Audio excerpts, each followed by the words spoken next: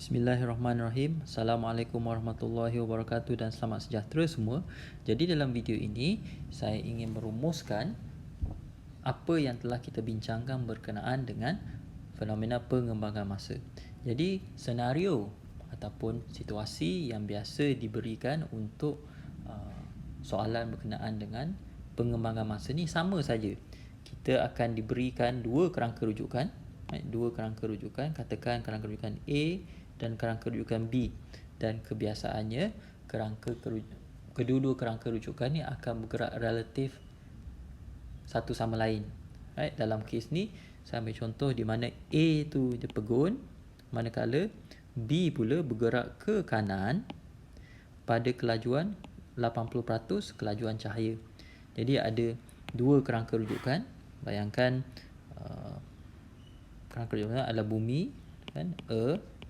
Kemudian kerangka rujukan kedua adalah roket, katakan, yang bergerak ke kanan pada kelajuan 0.8 C. Right? So this is the first reference frame and this is the second reference frame. Right? Dan sekiranya kita berada dalam kerangka rujukan yang pertama, maka kita akan nampak yang roket ni bergerak ke kanan menjauhi kita. Sebaliknya, sekiranya kita berada di atas roket ini, katakan kita berada di atas roket ni, maka kita akan melihat roket tu, kita akan mengandaikan roket itu pegun, manakala sebab bumi pula yang akan bergerak ke kiri pada kelajuan 0.8 C. Negatif sebab dia bergerak pada arah yang bertentangan dengan yang sebelum ni. Okey.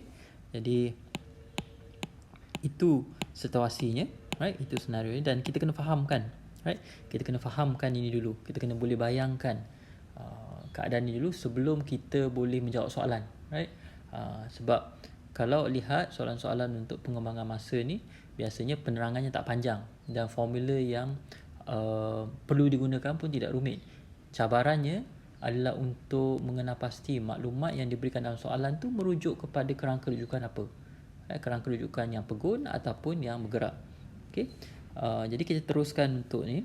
Kita ada dua kerangka rujukan A dan B. B bergerak ke kanan pada kelajuan 80% kelajuan cahaya, dan kedua-dua A dan B membawa jam. Right?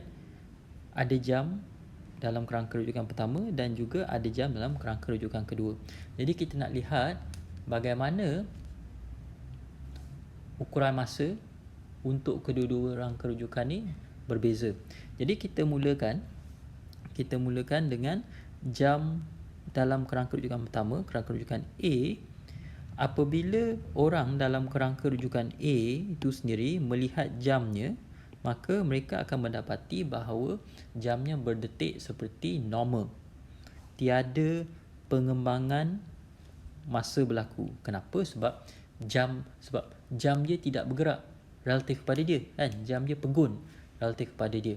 Jam tu berada dalam kerangka rujukan rehat, the rest frame. Right? Sebaliknya, apabila seseorang dalam kerangka rujukan yang kedua, kerangka rujukan B, dia melihat jam yang dimiliki oleh A, beliau akan mendapati bahawa jam yang dimiliki oleh A ni berdetik lebih perlahan. Kenapa? Sebab pengembangan waktu telah berlaku ke atas jam A. Jadi masa akan berdetik lebih perlahan. Jadi orang dalam kerangka rujukan B ni akan nampak masa berdetik lebih perlahan dalam kerangka rujukan A. Right? Sebab jam A bergerak relatif kepada B. Kan? Jadi jam yang bergerak sentiasa akan berjalan perlahan. Right? Sentiasa akan perlahan.